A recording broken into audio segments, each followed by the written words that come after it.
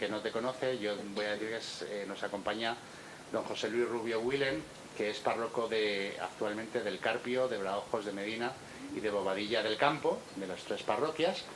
Es la persona que lleva la asociación Cuatro Ermitas, dedicada a 4 patronas, 4 vírgenes de los pueblos de aquí de la provincia de Valladolid, de la zona de la Tierra de Medina, y que, bueno, aunque vino de vocación tardía, pero mucha de esa vocación la culpa la tiene Isabel la Católica y la religiosidad popular. Entonces, ¿quién mejor que él para darnos una charla a los cofrades en Cuaresma? Y además, pues con un título que a mí cuando me lo dijo me pareció precioso: María, templo de la religiosidad popular. Así que, José Luis, pues muchas gracias. Escuchamos. Bueno, es un placer estar en esta casa en San Vicente Ferrer, porque lo hemos visto nacer y caminar. Bueno, vamos a empezar la pequeña conferencia sobre la Virgen en la devoción popular. Mirad, para entender lo que supone la Virgen, que es la madre de ese Dios hecho Cristo, en la devoción popular nos vamos a ir. La Biblia es un conjunto de libros, de pequeños libros, y luego viene se termina con las cartas hechas de los apóstoles, que forma todo el Viejo y el Nuevo Testamento. Esta es una Biblia que le tengo yo muchísimo cariño. También lo voy a decir que la escribió Luis Alonso Choquel, un jesuita, que yo tuve amistad con él, la Biblia del Peregrino, que murió en el año 1990. Nació en Madrid este jesuita y murió, estuvo toda la vida de profesor de estudios bíblicos en Roma y murió en el año 1998 en Salamanca. Yo tuve ocasión de verle la época final, cuando llevaba las barbas tan largas. Y la consulto muchísimo, tengo varias Biblias, pero esta es una de las que más suelo consultar, la del Peregrino, de Schocker. Bueno, la Biblia, este conjunto de libros, empieza. El primer libro es el Génesis. Todos los libros que forman una Biblia, la Biblia, son libros inspirados por Dios, que forman un bloque. No son libros ni de matemáticas, ni de ciencias naturales, ni de astrología. Son libros inspirados por Dios, libros sagrados. Y el primer libro es el Génesis. Y en el Génesis vemos 2 cosas. En el Génesis vemos los caprichos de Dios. Yo diría, para que lo entienda la gente que luego nos va a ver por las redes sociales y televisión y demás. Los caprichos de Dios, donde vemos 2 grandes caprichos.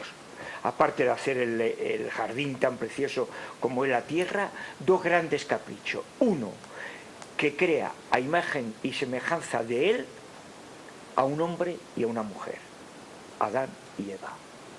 Eso lo vemos. Pero luego vemos otro gran capricho también de él, que lo tenía en su mente desde el principio, Es el Génesis 3:15. ¿Y cuál es el otro capricho grande que tiene este creador? Nuestra iglesia, hay que decir que va cimentada en 3 patas. Si se rompe una, pumba, se cae la mesa. Que es escritura, magisterio, papa, obispo, demás, órdenes, y tradición de la iglesia. 3 patas. ¿Dónde entraría la devoción popular? En la tradición de la iglesia. Fijaros qué importante ya quedarnos con esto. Y vemos, en el Génesis vemos lo siguiente. Dice, en el libro del Génesis aparece la figura de aquella mujer, de la que habrá de nacer el Salvador. Cuando Dios maldice a la serpiente o a Satanás, le dice: enemistad pondré entre ti y la mujer, y entre tu linaje y su linaje. Él te pisará la cabeza mientras echas tú su talón. Esto está en el Génesis 3:15, al principio. Inmaculada. Los que están de Nava del Rey. Inmaculada. ¿Cómo está la Inmaculada? Pisando la cabeza ¿de cuál? Del maligno. Esto está nada más empezar la Biblia, el primer libro. Y dice luego, con razón la Iglesia llama a este texto, que esto es muy importante, protoevangelio, o sea, el primer anuncio de la buena nueva, Al anunciar a Jesucristo se menciona a lo que va a dar a luz María, o la nueva Eva sin pecado. Fijaros, la Virgen ya entra en el primer libro. Nuestros padres, uno de los grandes caprichos de ese Dios, y la mujer que la Virgen, con la que luego en su mente divina se haría Cristo, Jesús, se haría demás. Pero luego podemos pasar al profetismo. El pueblo de Israel tenía un respeto tremendo a los profetas, porque los profetas hablaban por inspiración divina. Hay muchos tipos de profetas, hay dos bloques grandes, mayores y menores. Y en estos bloques vemos 800 años antes de Cristo, vemos a Isaías, que es profeta mayor, por supuesto, y a Miqueas, que nos dice lo siguiente: 800 años, he aquí una virgen está encinta y va a dar a luz un hijo y le pondrá por nombre Emmanuel. Isaías 7:14. 800 años Isaías, y también casi a la par Miqueas, van diciendo, profetizan lo de esta mujer. Fijaros, 800 años. El centro del Nuevo Testamento es Cristo, eso está claro. Es ese Mesías, ese Cristo, ese Dios hecho carne, que tiene las dos naturalezas, la divina y la humana. La humana, como podamos ser cualquiera de nosotros, con el sudor, con sus catarros, con su fiebre, con sus llantos ante Lázaro y con sus risas y pasándoselo bien en la boda de Canaán, por poner un ejemplo, ¿no? Vemos eso. Pero luego vemos en los evangelios, en ese centro que es ese Dios Cristo, la Virgen sale 16 veces. Y como aquí no se trata cuestión de medida, porque no existe medida, sale lo justo y lo suficiente. Vamos a repasar muy por encima lo que son esos 16 momentos que aparece la Virgen, que son cruciales, porque con el último momento de ese 16 empalmamos ya con lo que es la devoción popular. Y diréis, ¿cómo? Ahora lo veréis. Empieza, el ángel anuncia a la Virgen María la maternidad divina, que está en Lucas 1, 26, 38. Joaquín y Ana, lo que menos se podía imaginar, y la Virgen María, que iba a ser la elegida por ese Dios que se iba a hacer Cristo, claro. Los planes que tenía era completamente opuesto. ¿Qué planes tenía Joaquín y Ana, que eran los padres, y la Virgen? Pues la Virgen había ya, en las costumbres judías había, aquí tenemos una Virgen consagrada al fondo, el pueblo judío tenía ya en sus raíces el ofrecer la virginidad tanto en hombre como en mujer, ojo, al templo. Y vivían en el templo. El templo no era solo lo que, si veis que existen los dibujos de aquella época, el templo fue destruido 3 veces, ¿no? Pero lo destruyeron y lo volvían a construir los judíos. Para ello era un icono. Y allí vivían y ofrecían su virginidad. Esos son los embriones luego, cuando llega el cristianismo, del caminar de las órdenes y del ofrecimiento de la virginidad, antes de que aparecieran también las órdenes religiosas. Ojo, por eso aparece en el siglo VII, en el 700, ¿no? Y aquí vemos cómo la Virgen ofrece, como muchas niñas judías, su virginidad al templo, desde niña. Esto lo vemos. María visita a su prima Isabel. Claro, el susto que se pega María cuando baja Gabriel y le dice, oye, que tus planes no son estos. Eres guapísima, porque te ha hecho Dios a su gusto. Pero los planes no son estos, los planes son estos otros. La Virgen, que hace, se pega un susto morrocotudo. ¿Y cómo termina ese susto en la Virgen? San José, ahora veremos que es opuesto, es hombre, es opuesto, es distinto la reacción. Pues se tira al suelo y se hace esclava. Aquí está la esclava. Yo me esclavizo, yo no entiendo, me sobrepasa esto, pero yo me esclavizo. Que disponga Dios. Fiarse de Él.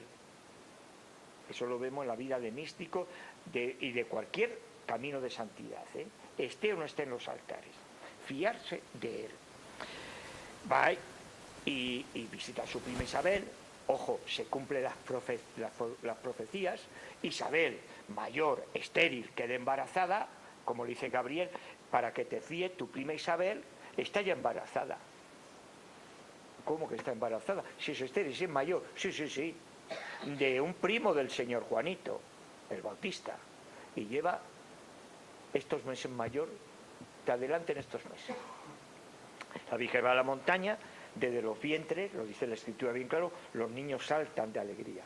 El último profeta, el primer profeta es Abraham, y el último es Juan el Bautista, que bautiza al Señor, su primo. María entorna el Magnífica, que lo rezamos todos los sacerdotes, todos los días en la liturgia de la hora. Es una oración bellísima. Pero claro, luego el ángel va y anuncia el nacimiento de Jesús. Está en Mateo 1, 18, 25. Claro, San José, porque también había... San José era un místico, pero un místico, fijaros bien, que pisaba tierra. Era místico que pisaba tierra. De familia de clase media, eran todos de clase media acomodada, que pisaba tierra, y había dedicado también su virginidad y su oración al templo. Claro, San José fue salir corriendo, dice, esto no puede ser cosa de Dios, esto es cosa del diablo. Pero se fía también,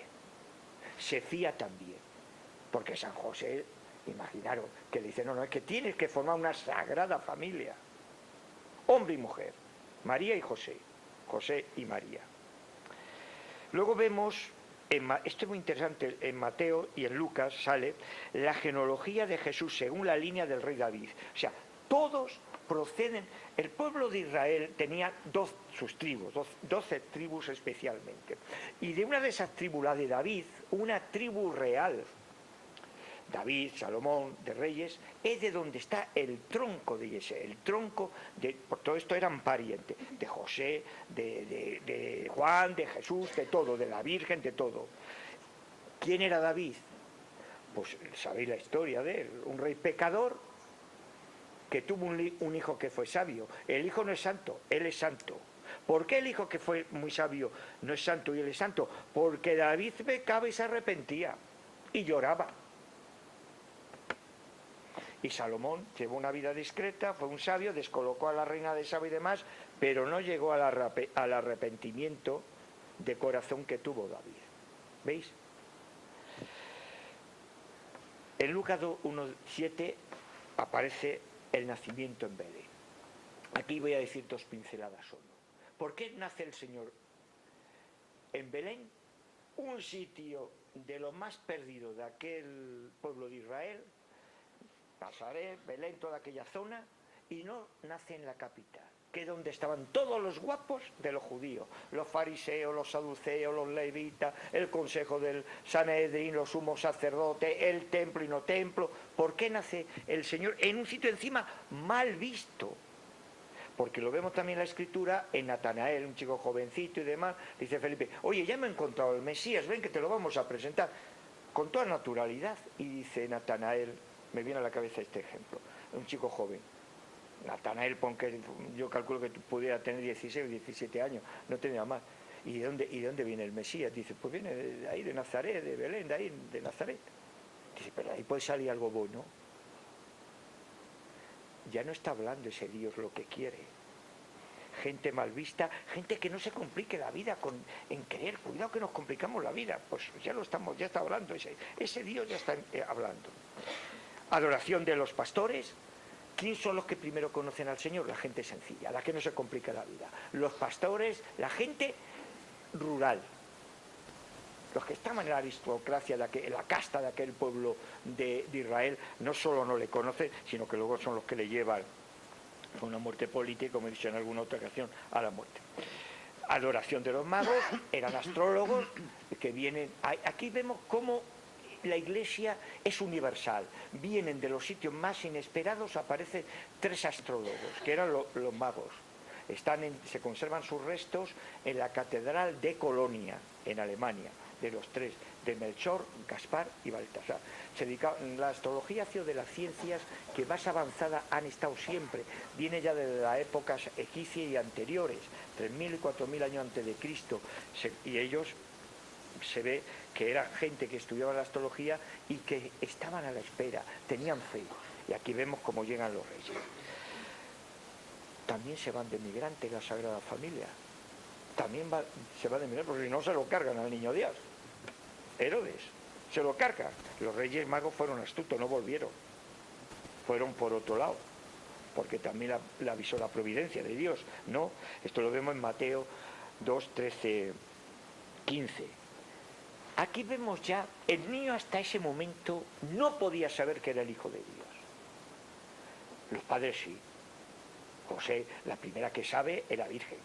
Y José, porque sabe que ella, por obra y gracia del Espíritu Santo, ha engendrado un hijo. Sin contacto carnal con José.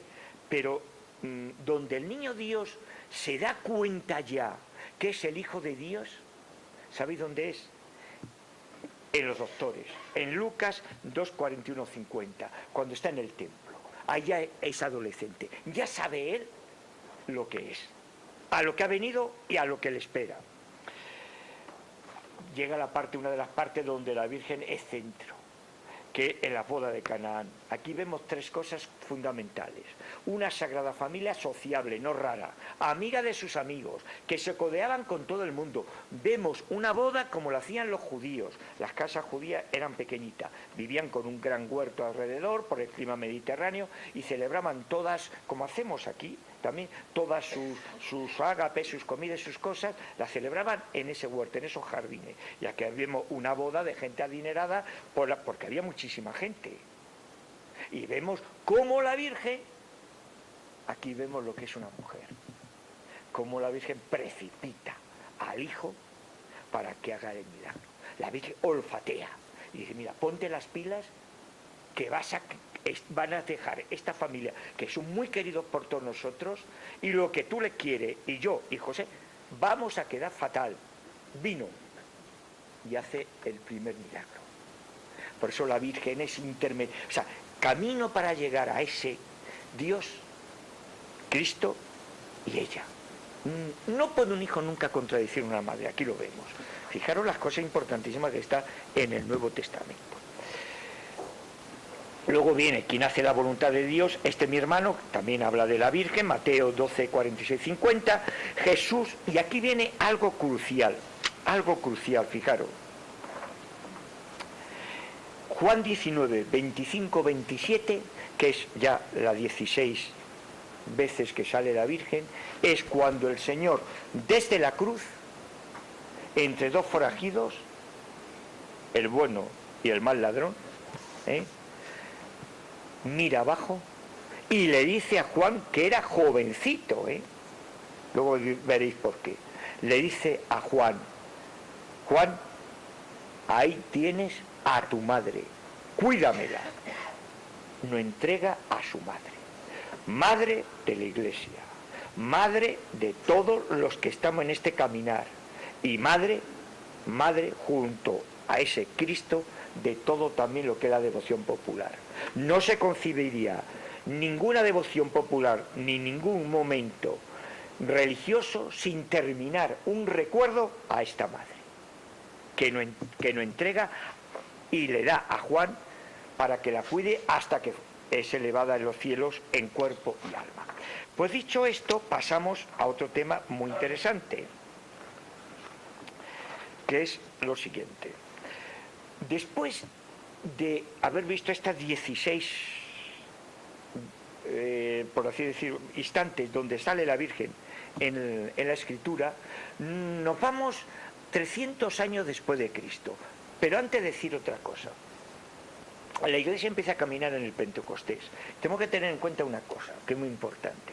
Aquellos primeros cristianos, todos los que estáis aquí, hombres y mujeres, cuando empieza a caminar la Iglesia están llenas de sufrimientos, porque son incomprendidos, perseguidos, calumniados, mal vistos, muriendo ante las fieras en todos los circos romanos que habían por todo el orbe, ya fuera en Hispania, en la Itálica, Italia, en la Germánica, que era Alemania, o en las Galias, que era Francia, o el norte de África.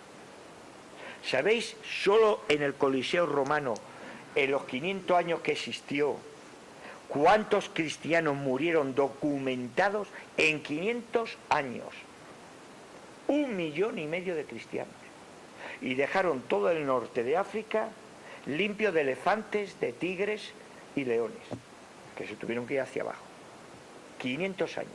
1 millón, para aquella época era muchísimo, 1,5 millones, de los cuales también hay que decir que calculan que unos 300 de ese 1,5 millones, 300.000 eran gladiadores. Fijaros qué cifras. Pues bien, vemos esas familias cristianas se agarraron muchísimo en el bálsamo del sufrimiento a la madre. Luego, al final, ya veréis por qué. A la madre. ¿Por qué? Porque veía el sufrimiento que había tenido esa mujer, que es conredentora con ese hijo, viendo cómo a su hijo en cámara lenta le iban matando, y ella iba en la discreción sufriéndolo. De ahí la Virgen de los puñales, de los cuchillos, el Viernes de Dolores, donde termina la Cuaresma. Angustias, dolores, piedad. En el 325, entre el 20 de mayo y el 19 de junio, se celebra el primer concilio de Nicea.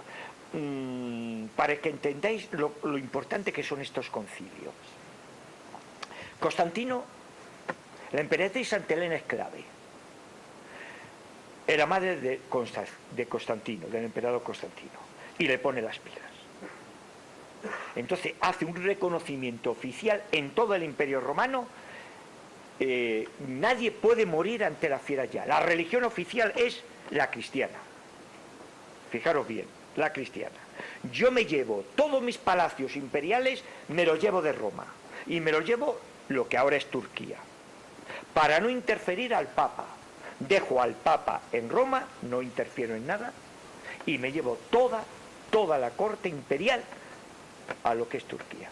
Y en los palacios imperiales que puso allí Constantino, se celebraron los primeros concilios de la cristiandad.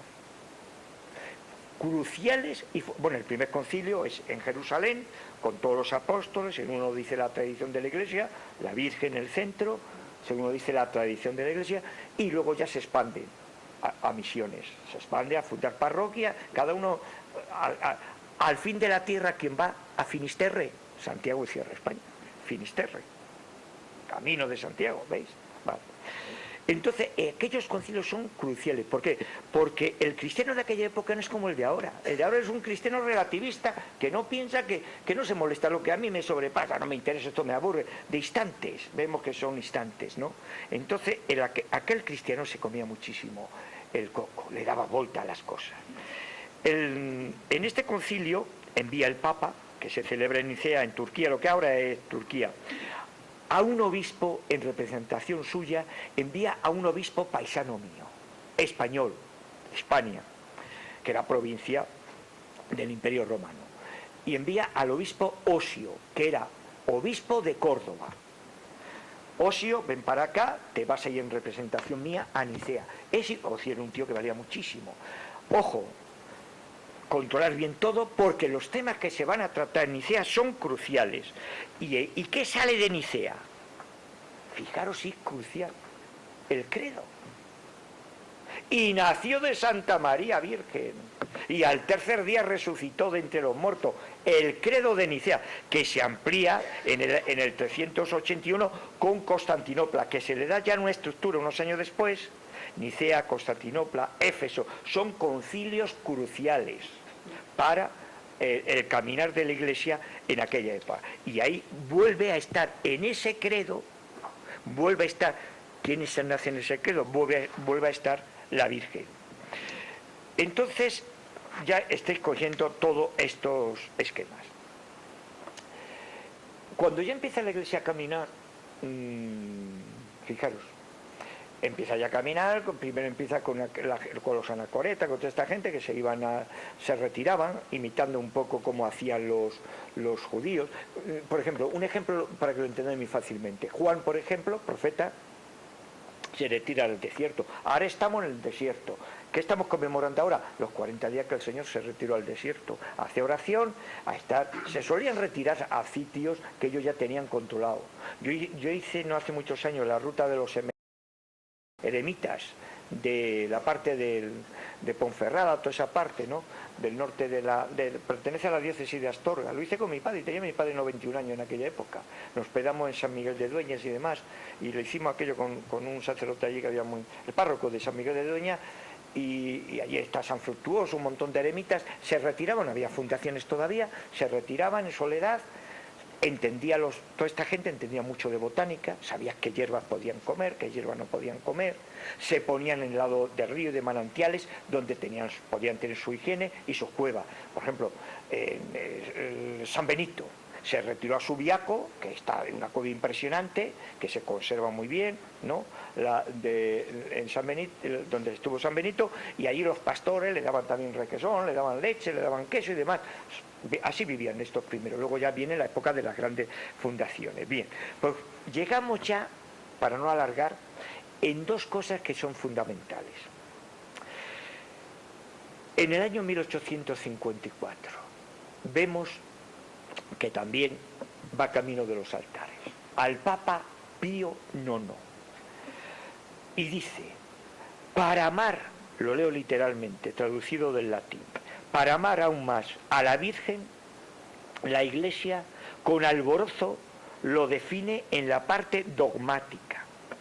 Pío IX, el 8 de diciembre de 1854, en Ineffabilis Deus, rodeado, fijaros cómo lo ponen en latín, de imponente número de cardenales y obispos, con autoridad infalible, declaró, proclamó y definió solemnemente que ha sido revelada por Dios y por tanto debe ser creída con fe firme y constante por todos los fieles la doctrina de la Santísima Virgen María desde el primer instante de su concepción, lo de Nava del Rey y demás, por singular gracia y privilegio de Dios Todopoderoso, fue preservado inmune de cualquier mancha del pecado original en vista de los méritos de Cristo. Fijaros, Bernardita, Lourdes, Garona, sur de Alpes, sur de Francia, yo soy la Inmaculada Concepción. ¿Os cuadra? Y luego hay otro dogma, que otro papa que también va camino a los altares. Yo soy muy admirado de este papa, por cierto. Bueno, en Pío IX, un tatarabuelo por la parte de mi padre, fue general de Pío IX. Tenemos la documentación en casa. Pío IX fue un pontificado largo, pero lo pasó muy mal porque tuvo guerra con los carbonarios, con los masones, para que lo entendáis, franceses y demás, y la perdió, le quitaron los estados, bueno, se descolocó hasta que llega ya luego los pactos de Letrán, Mussolini, y ya se concibe los estados vaticanos como lo conocemos hasta ahora. Eso sería para hablar en otras conferencias. En 1950, Pío XII, el 1 de noviembre, por la Constitución Munificentissimus Deus, proclama la asunción de la Virgen María. ¿Veis? La escritura cuadra. Inmaculada Concepción, elevada en cuerpo y alma a los cielos. Claro, María en el cristianismo sería imposible no entenderla. Pero luego entraremos, para terminar, no quiero pasarme de mucho tiempo. Hasta ahora está todo claro, ¿no? Todo claro, vale. ¿Os estáis aburriendo o no? No. Pues vale, pues continúo. Esto es importantísimo. En el año 1774 a 1824, esto es muy interesante, os va a gustar mucho. Ana Catarina Emerín era una chica de gente humilde, fue chica de servicio doméstico, criada, vivió como pudo en su juventud y se metió a monja agustina en Alemania. Y esta Ana Margarita Emerín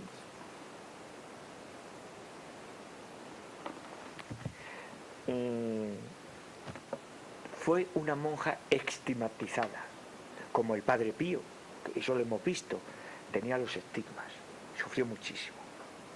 Y esta es beata, Ana Margarita Emerín es beata, la hizo beata el Papa San Juan Pablo II, o sea que está camino ya de ser santa. Esta beata, esta Ana Margarita Emerín, tuvo muchas visiones de éxtasis, algunas impresionantes. Yo aconsejo que leáis este libro, que en nada contradice, fijaros, a la escritura. En nada contradice a la escritura. Ni aporta nada nuevo. Lo único, y entonces, ¿qué hace? Le da un color, como yo digo, y un sabor, como buen andaluz que soy, impresionante. Hubo un Clemente Bretano, que era un escritor alemán, y se sintió muy atraído, que gracias a Clemente Bretano, era un poeta que era de la parte de Dortmund, se sintió muy atraído por las visiones que tenía esta monja, esta mística, Ana Margarita Emery, y la visitaba con mucha frecuencia, con la gran suerte, gozando de la autorización de ella, fijaros bien, y él, que era un hombre muy culto, era poeta, documentó todo muy bien. Todo muy bien lo documentó. Hay visiones impresionantes. Hay visiones impresionantes. Os voy a leer, en síntesis, una que os va a sorprender. Y dirá, ¿por qué os voy a leer esta y no otra? Porque estamos en Cuaresma. Y todos los viernes que hacemos el Vía Crucis, ¿no? El Vía Crucis. Fijaros, el Vía Crucis de María. ¿Cómo lo ve esta mística, virgen consagrada, Agustina? Nos sitúa en la casa que la han reconstruido ahora muy bien, la Virgen Éfeso, la han reconstruido la casa muy bien. La Virgen hasta que fue elevada a los cielos en cuerpo y alma, la cuidó el apóstol Juan, su hijo, la estuvo cuidando, era el más jovencito de todos, aquí tiene unas visiones preciosas, y vivía con una criada, con una muchacha del servicio doméstico que la ayudaba a la Virgen. Normal, eran gente normal, humanos normales. A veces nos creemos que eran... Eso es falso, eran gente sencilla, normal. Y la casita que está tan bonita, reconstruida de piedra, la vemos, qué casa más sencilla, y qué bonita era, y qué bonita es, pequeñita, pero qué bonita, y con su gran huerto. Fijaros el sufrimiento que tuvo que tener esta Virgen María hasta que se elevada a los cielos, Y dice lo siguiente: poco después de llegar aquí, a Éfeso, la vi andar diariamente montaña arriba un trecho del camino detrás de su casa, contemplando la pasión. La Virgen, devoción popular, contemplando a su hijo. ¿Qué hacemos nosotros? Al principio iba sola, midiendo en pasos. Fijaros lo que hay detrás de todo esto. Cuyos números tantas veces había contado, la distancia entre los lugares donde al Salvador le habían ocurrido algo, y en cada uno de estos lugares ponía una piedra o marcaba un árbol si lo había. Iba poniendo una piedra o un árbol. Ya veréis para qué sirven también las piedras que ponía la Virgen. El camino se internaba por un bosque, donde marcó el Calvario en una colina y puso el sepulcro de Cristo en una cuevecita de otra colina. Fijaros, esta mujer vivió los años que vivió desde que el Hijo resucita, lo que hace. Cuando ya tuvo medida las 12 estaciones de su Vía Crucis, ella y su doncella, su muchacha, iban en serena contemplación. Se sentaban en el suelo, en cada una de las estaciones, y renovaban en el corazón el misterio de su significado, y alababan al Señor por su amor entre lágrimas de compasión. ¿Os imagináis? A partir mañana toca Vía Crucis, meditar como si fuerais un trozo de esa Virgen. Lo que tenía que sufrir esta mujer meditando allí, los cuchillos se quedan pocos. Luego arreglaron aún mejor, esto lo ve ella en esos estaciones, y este poeta va tomando nota. Luego arreglaron aún mejor las estaciones y vi a la Santísima Virgen inscribir con un buril en cada piedra el significado del lugar, el número de pasos y cosas parecidas. También la vi limpiar la cueva del Santo Sepulcro que acomodaron para rezar. Quiere decir que en esta visión de la beata Ana Margarita Emery vemos cómo la Virgen es la primera que hace el Vía Crucis. El Ave María es de Gabriel. El Padre Nuestro nos lo enseña el Señor, la oración que el Señor nos enseñó. Perdona a todos y perdona a nuestros deudores. Y el Vía Crucis lo vive la Virgen, entre lágrimas y ya bastante ancianidad. María, templo de la devoción popular. Mirad, no se concibiría, y que nadie venga a vender a estas alturas otros conceptos. Las grandes evangelizaciones de esta gran nación y este gran imperio, con su luz y su sombra, como es todo en la vida, pero que es grandiosa, que es España, no se concibiría sin tener a la Virgen. Mirad, desde la Patagonia, que está al sur de la Argentina, el polo sur, la Patagonia, hasta la Groenlandia, cuidado que América es larga, pasando por todas las islas que hay, como Cuba y demás, no hay ni país, ni montaña que no tenga una ermita o un santuario. Aquí la tenemos al lado. Yo soy de los que creo, por eso está Cuatro Ermitas, una de los grandes trabajos. Aquí está el abanderado mayor, Fernando del Pozo Lozoya. Es una de las cosas que yo más llevo en mi corazón, que es lo que es la evangelización a través de ermitas, a través de lo que son santuarios. Es crucial. América se evangelizó de entrada franciscanos y dominicos. Jesuitas no, porque no existía. Todavía no habían. En el 1492 se descubre América y los jesuitas empiezan a caminar en el 1540. Luego América empieza a caminar el evangelizador y el centro es, junto a esa cruz, es la Virgen.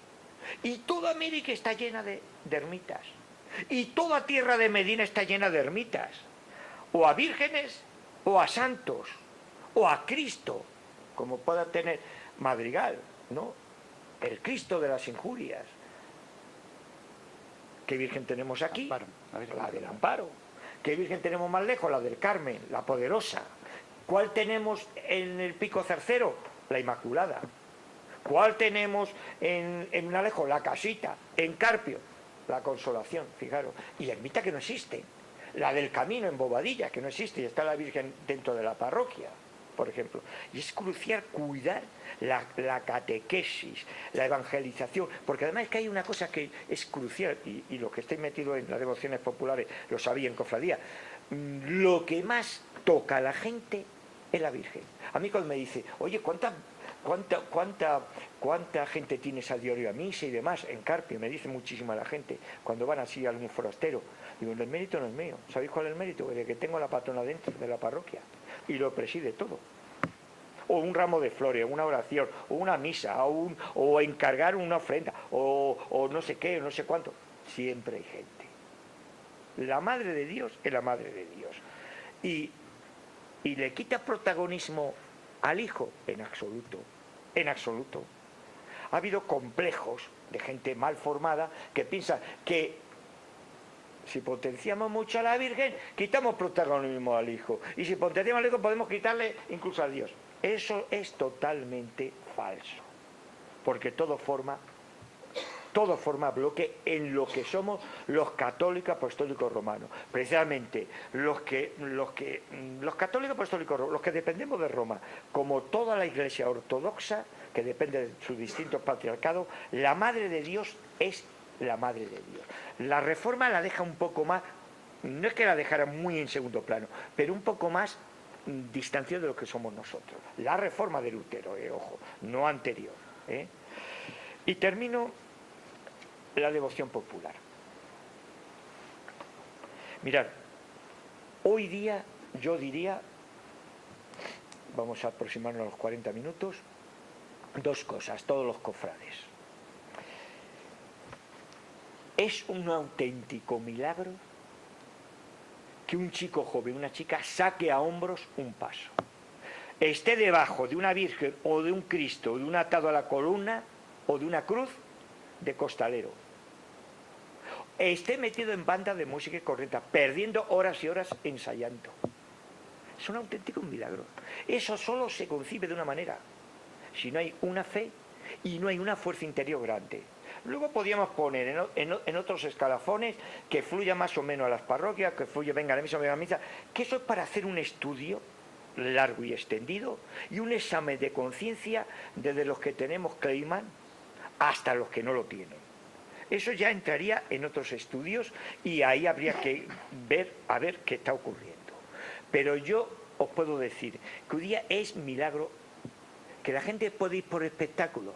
Mire usted, la gente por espectáculo está mucho más a gusto en una discoteca o está más a gusto con su novia pasando su bien, se van a las playas o al otro. Sin embargo, la Semana Santa, el que está metido en cofradía y los hermanos cofrades, yo lo valoro muchísimo. Porque yo, que he sido una persona de no comerme los santos, pero tener muy clara mi conciencia, y yo no tengo que ocultar nada. Si yo llevo Kleiman y soy sacerdote y moriré de sacerdote, se lo debo a la devoción popular. Lo he dicho y lo diré siempre. Se lo debo a la devoción popular. Y si cogemos ahora cómo están los seminarios de España, Carlos García Cerrada, donde más devoción popular y más fuerza tiene, son los que están mejor. Y os invito a que os metáis en internet y lo veáis. ¿Qué ocurre? Pues los comentábamos antes en la antesala. La devoción popular tiene muchos altibajos, pero en la época esta última, yo recuerdo, en los años 70, como tú bien decías, las cofradías pasaron grandes crisis. En Andalucía, mi tierra, no había gente para llevar, no había costaleros, tenían que pagar buen dinero, porque no había chavales jóvenes que se metieran debajo a llevar nuestros Cristos y nuestras vírgenes. Y aquí pasó algo parecido también. O sea, fue una cosa en común, pero en general se ha recuperado. Yo voy siempre en positivo y os diré una cosa: nunca han tenido las ciudades de España tantas cofradías como tenemos ahora, tanta riqueza de imágenes de antes y nuevas de ahora. Consultad las estadísticas. Tantas bandas de tambores, cornetas como hay. Tal despliegue de riqueza en paso. Dirá, onda, ¿por qué ponemos eso? Mirad, el lema es: para Dios siempre lo mejor. Este es un tema muy jesuítico, a mayor gloria de Dios. No hay que andar con complejos. Para Dios siempre lo mejor. ¿Qué pasa? ¿Que lo mejor va a ser para quién? ¿Para populismo que te inventas transitorio? No, por ahí no van los tiros. Para Dios y su madre siempre lo mejor. Y nunca ha tenido la devoción popular, a su vez, fijaros bien, tanto vacío de iglesias fuera de los momentos concretizados. Nunca. ¿Por qué? Pues yo voy a decir, no lo sé. Y vivo con vosotros el cuerpo a cuerpo. No lo sé. Pero sería un buen tema en este San Vicente Ferrer hacer una jornada de estudiar estos temas, no solo con Medina, sino ahora que tenemos aquí también a Madrigal de las Altas Torres, a Nava del Rey y demás, hacer un estudio en profundidad. Porque nunca ha habido tanta riqueza, pero a la vez tanta pobreza de asistir. ¿De quién puede ser la culpa? No se trata de ver de dónde está la culpa, sino de algo mucho más profundo, porque es un caminar. Cuando dice, no, es que la gente tiene que venir, digo usted, no es eso. Esto lleva un proceso y lleva un camino.